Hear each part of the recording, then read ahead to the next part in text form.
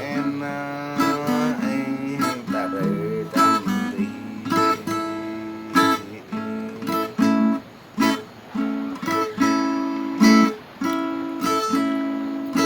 hiểu ở nó bao còn nuôi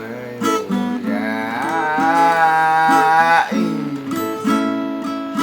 hiểu ở anh ở bố hồ quay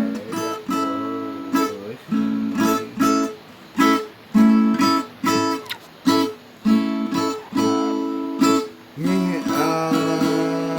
anh ta làm đi nghe ở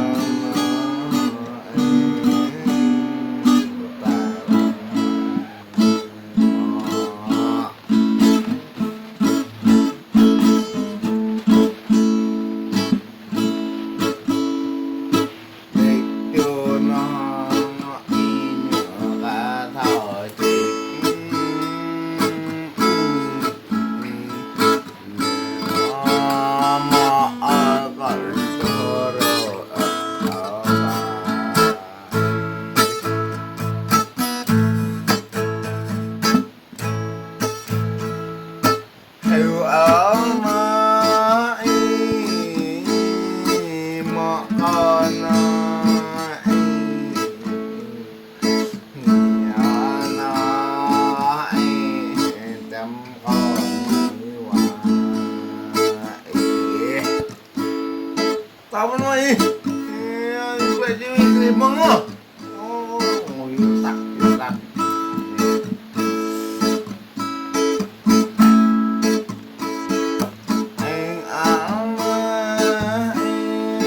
có vì bạp chặt có đỡ bạp chặt